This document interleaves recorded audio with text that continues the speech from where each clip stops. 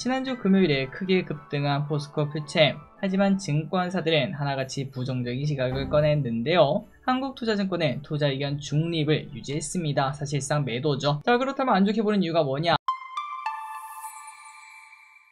네, 안녕하세요. 주식은 역시 기리기리 새기리십니다. 안녕하세요, 기리분들. 자, 새로운 한 주가 또 시작하게 되었고, 이번 주가 끝나면은 이제 또 7월이 끝나가게 되는데요. 이제부터는 날씨가 좀 더워지긴 하지만 증시는 더 뜨겁기를 한번 바라봅니다. 같이 공부하시죠. 렛츠 기리. 첫 번째입니다. 오늘부터 민생회복 소비 쿠폰직을, 자, 아마도 저보다는 이미 여러분들이 더 잘 아실 것 같습니다. 오늘부터 민생회복 소비 쿠폰이 지급이 되는데요. 1인당 기본 15만원을 받는다고 하며 소비 쿠폰은 신청 다음날부터 쓸 수 있다고 합니다. 그리고 사용 기한은 오는 11월 30일까지다 보니까 괜히 아끼다가 똥 될 수도 있다는 거죠. 이왕이면 빨리 쓰는 게 좋을 것 같네요. 그리고 신청 요일은 우리가 태어난 연도 있죠. 끝자리 16은 오늘, 그리고 27이 내일, 38이 수요일, 49가 목요일, 50은 금요일에 가능하다고 합니다. 그리고 다음 주부터는 아무렇게나 신청이 가능할 건데, 저기를 쓴 이거 받아가지고 안경 하나 맞출까 고민하고 있거든요. 여러분들은 어디에 쓰실 예정인가요? 다음입니다. 8만전자가 슬슬 다가옵니다. 전 국민의 염원이라고도 볼 수 있겠죠. 8만전자가 솔곰솔곰 다가오면서 사람들의 기대감이 커져가고 있는데요. 실제로 한 증권사에 이제 사람들의 수익을 보면은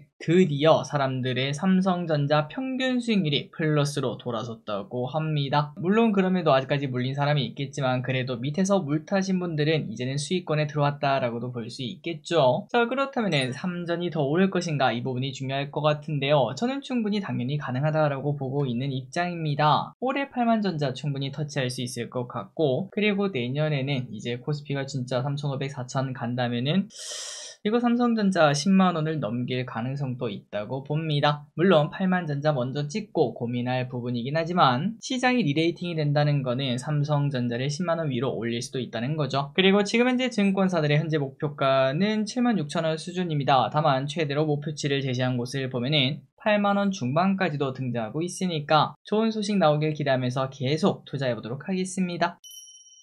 다음입니다. 트럼프 머스크 진짜 싸웠었다. 저 한때는 이거 그냥 짜고 치는 거 아니냐, 테슬라 주식 싸게 살라고 둘이서 투닥투닥 일부러 그러는 거 아니냐, 이런 얘기도 나왔던 싸움설. 그런데 실제로 싸웠었다고 합니다. 한때 미국 정부는 스페이스X를 상대로 계약 종료를 진짜로 검토했다는 소식이 나왔는데요. 그런데 결과도 충격적입니다. 이 계약이 미국에게 너무나 중요하다 보니까 결국엔 파기를 할 수 없다고 결론을 내렸다고 합니다. 일론 머스크가 필요하다는 거죠. 자, 그러다 보니까 일론 머스크가 왜 그렇게 배짱을 부렸는지, 야, 어떻게 나라를 상대로 그러나 라는 생각이 들었는데 그만큼 자신 있었다라고도 볼 수 있을 것 같고요. 하지만 이 와중에 미국에서는 새로운 도로교통안전국장이 지명되고 곧 임명된다고 하는데, 그런데 이 사람이 테슬라에게는 조금 안 좋은 이야기를 꺼낼 수도 있다고 합니다. 앞으로 이 소식을 조금 더 지켜보도록 하고, 그리고 이 사람이 안전에 대한 이야기를 조금 많이 하는 편인데요. 혹시나 안전에 대한 이야기를 하면서 로보택시에 대한 그런 규제를 꺼냈지, 자율주행을 하려면 레이더나 라이다 그런 것들이 무조건 필요하다, 이런 얘기가 나타날지 한번 지켜보도록 하겠습니다. 다음입니다. 미국, 한국, 일본이랑 알래스카 LNG 할겸 한미협상이 슬슬 윤곽이 나타날 때가 되었는데요. 이 와중에 미국 행정부에서는 알래스카 기대감을 계속 키우고 있습니다. 알래스카 지속가능한 에너지 컨퍼런스에 한국과 일본이 참여했다, 이런 식으로 홍보를 하고 있다고 하네요. 자, 그래서 우리 입장에서는 줄 건 주고, 그리고 받아올 거는 철강이랑 자동차 관세가 된다고 하는데요. 일단 LNG랑 조선은 확실한 것 같긴 한데 미국이 여전히 더 원하고 있다고 합니다. 농축산물 개방, 그리고 고정밀지도 반출 등 이러한 이야기가 계속 나타나고 있는데 이번 주에 결론이 날지 한번 지켜보도록 하고, 어찌되었건 아마도 철강이랑 자동차 쪽에는 좀 좋은 소식이 나타날 것 같아요. 자동차주와 그 다음에 포스코 친구들을 관심있게 보도록 하겠습니다. 다음입니다. 미국에서는 원전주가 폭발. 제2의 조선, 방산이라고 불리는 원전, 미국에서는 연일 뜨거운 모습을 보여주고 있는데요. 오클로의 주가를 보면은 올해 300%나 상승하고 있다고 하며 지금은 신고가 근처까지 왔다고 합니다. 뉴스케일 파워도 비슷한 상승률에 이미 신고가를 새로 쓰면서 급등하고 있다고 하는데, 이 와중에 트럼프는 지속적으로 AI 사업을 위한 인프라에 대대적으로 투자를 하고 있으며 그 중심에 원전이 있다라고 말을 하고 있죠. 진짜 원전 르네상스가 써지고 있다고 합니다. 그리고 우리나라 원전주도 이제 기간 조정을 거치고 다시 또 신고가를 향해 갈 수 있을 것 같은데 어떤 모습을 보여줄지. 일단 왼쪽에 오클로 차트를 보면 전고점 근처까지 왔거든요. 그리고 뉴스케일 파워 보면 이미 전고점 돌파하고 쭉 올라오고 있습니다. 그리고 두산에너빌리티도 오른쪽으로 기어가다 이제 다시 올라갈 준비를 하고 있죠. 여기서 올라갈 수 있을지 한번 보도록 하겠습니다. 다음입니다. 하나솔루션. 비가 내려도 나는 간다. 오늘 증시에서는 친환경이 좋았습니다. 사실 친환경도 미국의 트럼프 때문에 힘든 시간을 보내고 있긴 하지만 그런데 우리나라는 그 반대로 민주당이 집권 중이라 관심을 계속 가져야 되는 섹터 중 하나죠. 물론 차트를 보면은 급등했다가 급락했다가 급등했다가 급락했다가 미국에서 악재가 나타날 때마다 힘든 시간을 보여주지만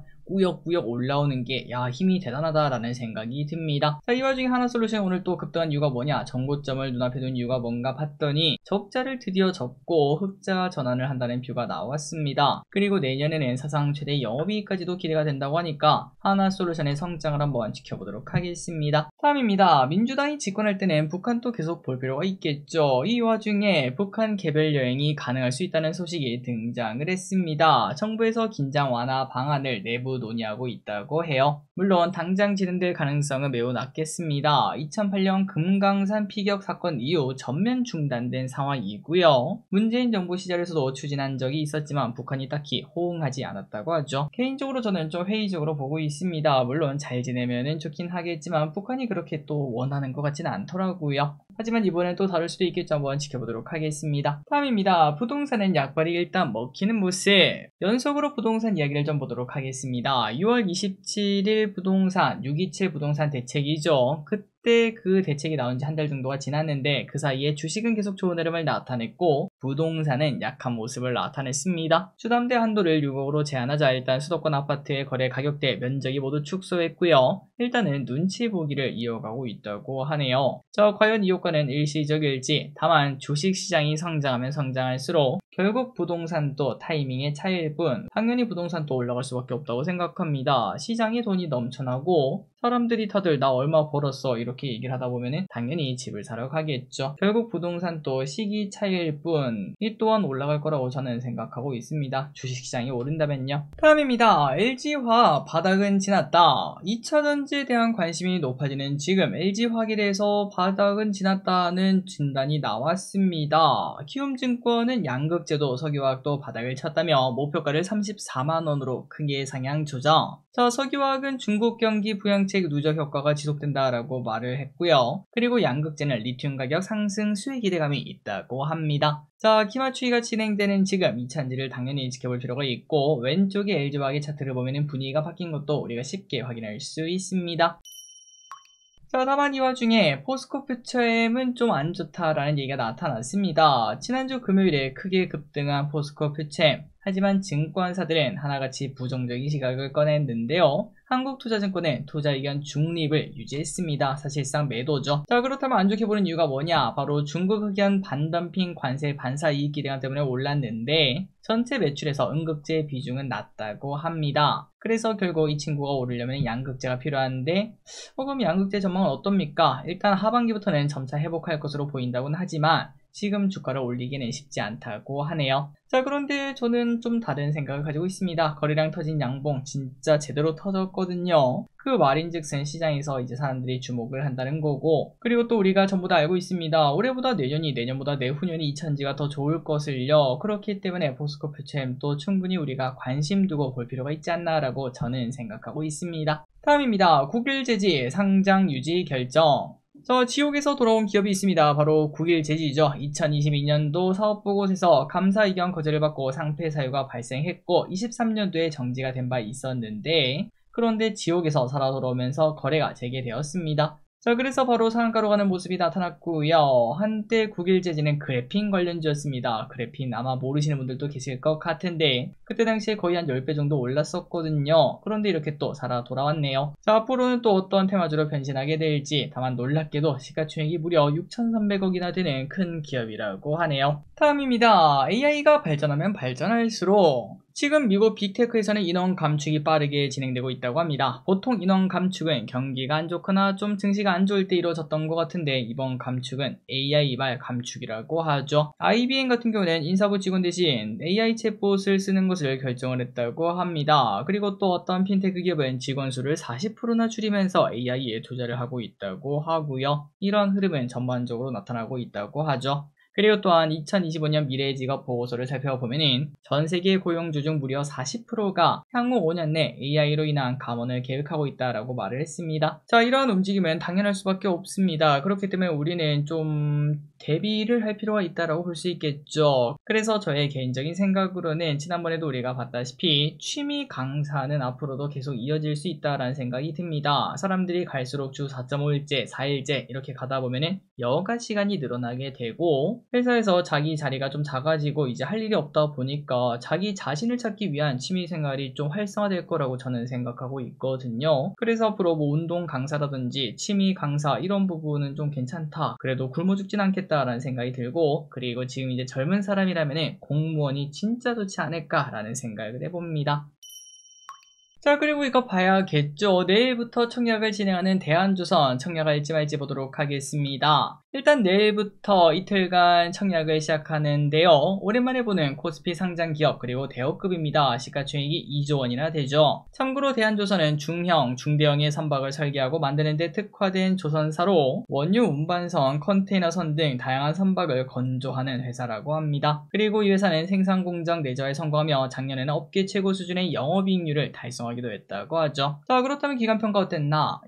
잘 나왔습니다. 진짜 잘 나왔어요. 수혜치 결과 2100건의 기관이 참여했고요. 경쟁률은 270대 1이 나왔고 공모밴드는 5만원이 상단인데 상단 이상을 써낸 게 대부분인 걸 확인할 수 있죠. 그래서 공모가는 5만원의 확정. 또한 의무 확약이 미쳤습니다. 56%나 나오는 모습. 그래서 이제 이런 걸 봤을 때 LG CNS가 생각나는 건 사실이긴 하지만 그래도 증시도 너무나 좋고 그다음 조선주 너무나 좋지 않겠습니까? 이거는 좀 청약을 해보자 라는 생각이 들고요. 하지만 또 이때까지 대여급이 우리한테 수익을 안 줬던 경우도 분명 존재했습니다. 그래서 기르분들이 아유 나는 그냥 확실한 것만 하고 싶어. 그냥 나는 다른 거 해가지고 만원씩 이렇게 이득 보는 거 그거면 충분해. 이런 생각이라면 패스하셔도 될 것 같고 하지만 개인적으로는 공모주는 하나하나가 중요한 게 아니라고 생각합니다. 그냥 공모주는 1년 내내 있는 거 그냥 쭉 다 하고 진짜 아닌 거 빼고 다 하고 그 수익을 한 번에 통틀어내는 게 가장 좋다고 생각하는 편이다 보니 이것 또한 너무 고민하지 마시고 아유 뭐 대여급 왔네 청약하고 아유 뭐 수익 안 보면 어때? 다음 주도 다다음 주도 다다다음 주도 공모주 몰려오거든요. 거기서 이득 보면 되지. 이러한 생각으로 청약을 하는 것도 좋다고 저는 생각하고 있습니다. 그렇기 때문에 저기리스는 당연히 청약하도록 하고요. 그리고 증권사는 KB, NH, 신영이 있다는 거 확인하시면 될 것 같습니다. 그리고 참고로 LG CNS는 어땠나 보면은 기관 수혜치 결과를 보면 참여 건수도 이제 상대적으로 좀 낮은 편인 걸 확인할 수 있고 그리고 의무 확약도 5.8%밖에 안 되는 모습을 나타냈었습니다. 또한 시가총액도 6조 원으로 훨씬 더 큰 걸 확인할 수 있고요. 그래서 개인적으로 LG CNS보다는 이제 대한조선이 조금 더 좋은 컨디션이라고 생각하고